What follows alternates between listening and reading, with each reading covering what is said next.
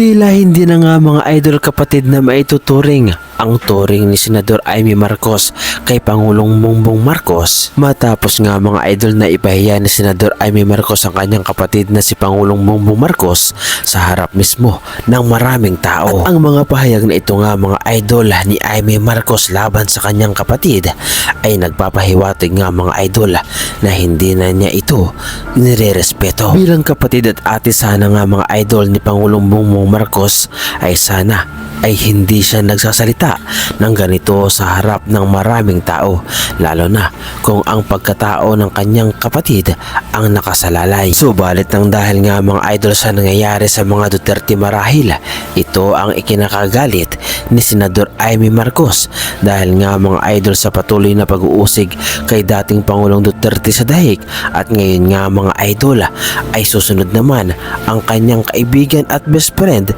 na si Bato de la Rosa, na kung saan nga mga idol ay mayroon na ring warrant of arrest na anumang oras o araw nga mga idol ay maaaring hulihin itong si Bato de la Rosa at wala na siyang pagkakataon pa para magtago. Sa aking sariling opinion nga mga idol ay para talagang hindi totoong kapatid itong si Senador Amy Marcos para sa kanyang kapatid na si Pangulong Bongbong Marcos dahil sa kanyang ipinapakitang pag-uugali at dahil na rin nga mga idol sa kanyang mga kilos laban kay Pangulong Bongbong Marcos. Noong una naman mga idol ay hindi naman ganito ang ugali ni Senador Amy Marcos. Sa katunayan nga mga idol ay kinakampihan pa niya ang kanyang kapatid na si Pangulong Bongbong Marcos noong una.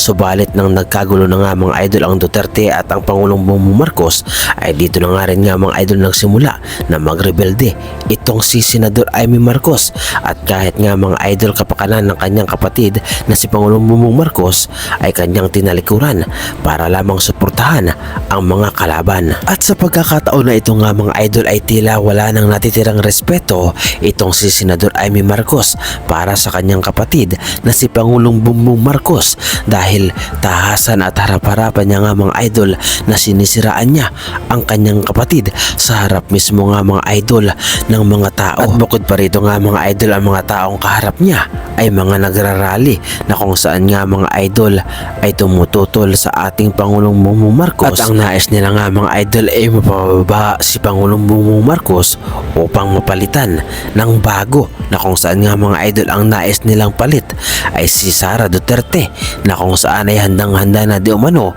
na tumakbo bilang presidente sa 2028 election. At narito nga mga idol ang video na kung saan ay talagang sinisiraan ni Senador Amy Marcos ang kanyang kapatid na si Pangulong Bongbong Marcos. Sinisiraan ang buong pagkatao at halos ipahiya na ito sa buong mundo. Narito nga mga idol ang video na kung saan nga mga idol ay ate mismo ni Pangulong Bongbong Marcos ang sumisira sa kanyang pagkatao. Narito at kayo na ang humusga. Patid ko na nagda-drug siya. Nalaman ko at ng pamilya. Nalaman ng pamilya. Seryoso ito. Minsan kami ng Presidential Guard at Metro Gompa ang naglilinis tuwing nagpa-party po sila. Namuhay kaming magkakapatid sa ibang bansa. Kami-kami lang. Kinumbinsi ko pa si Bongbong. Pakasalan mo na si Lisa. Naisip ko noon, kapag nag-asawa siya, malalagay na sa tahimik at magkakaroon ng direksyon. Ang laki ng pagkakamali ko. Mas lumala ang kanyang pagkalulong sa droga. Dahil parehas pala silang mag-asawa. Noong 2016, kasabay ng kampanya ni dating Pangulong Duterte laban sa droga, lumabas ang pangalan ni Bongbong sa listahan. Nakasama siya sa listahan ng mga celebrities. Masinsinan kong kinausap si Pangulong Rodi. Halos manikluhod ako. Sinabi kong ayon sa kapulisan, dapat unahin, usigin ang mga pusher at saka na lamang sagipin ang mga user. Naligtas si Bongbong. At ito nga mga idol ang mga paninirang puri na ipinahayag nga mga idol ni Senador Amy Marcos laban kay Pangulong Bongbong Marcos. Subalit bumwelta dito nga mga idol ang palasyo o Malacanang na kung saan nga mga idol ay sinasabi na gawa-gawa lamang at imbento ang mga paratang laban kay Pangulong Bongbong Marcos dahil noon pa man nga mga idol ay napatunayan na ni Pangulong Bongbong Marcos na siya ay negatibo sa mga paratang na ito, lalo na nga mga idol sa paggamit ng iligal na droga. Alam naman natin na nagkaroon na ng drug test nung pang bago mangampanya ang ating Pangulo. Gusto ko pong ipakita sa inyo para po maalala niyo muli. Ito po, November 25, 2021, na may mapagbintangang gumagamit di umano ng droga. Mismo, at that time hindi pa po Pangulo, si Pangulong Marcos Jr.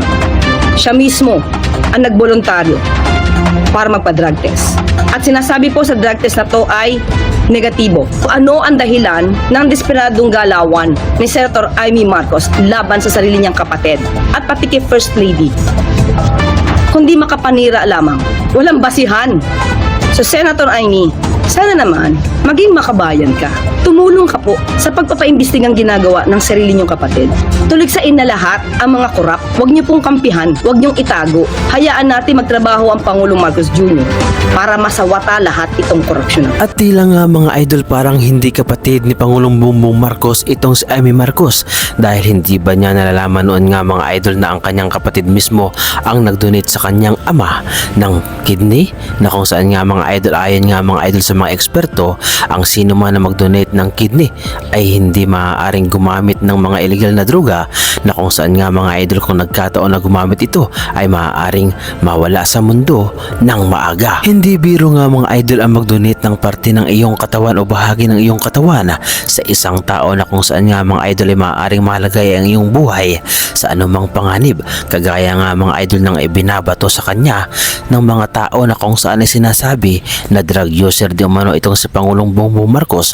Subalit marami din nga mga idol ang kumakampi sa ating Pangulo na kung saan nga mga idol ay sinasabi na hindi na pwedeng magdroga pa itong si Pangulong Bongbong Marcos dahil kung nagkataon nga mga idol ay maaari itong mamatay ng maaga. Subalit sa katayuan nga mga idol ni Pangulong Bongbong Marcos ngayon ay tila malabo ang kanilang mga akusasyon dahil umabot na nga mga idol sa 60 edad itong si Pangulong Bongbong Marcos, hindi gaya ng kanilang mga binabato sa kanya. Sa kabila nga mga idol ng pagsisikap ng ating Pangulo, sa kabila ng kanyang pagpupursige na mapaunlad ang ating bansang Pilipinas at sa kanyang pagpupursige nga mga idol na matigil ang korupsyon sa ating bansa, ay tila parang siya pa ang lumalabas na masama.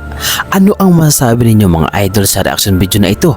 At ano ang masasabi ninyo mga idol sa mga tao na kumakalaban at tumutuligsa at sumisira sa pagkatao ng ating Pangulong si Bongbong Marcos at mismong kapatid pa nga niya ang sumisira dito? Ano ang masasabi ninyo mga idol sa reaction video na ito? Ibahagi niyo naman mga idol ang inyong opinion sa ating comment section. So paano mga idol, hanggang dito na lamang muli ang ating reaction video, at kung nagustuhan ninyo mga idol ang reaction video na ito ay pahingi naman ako ng isang like, subscribe, at kung pwede pakipindot na rin ang ating notification bell button para updated pa kayo sa lahat ng ating mga reaction video na katulad nito. Maraming salamat mga idol.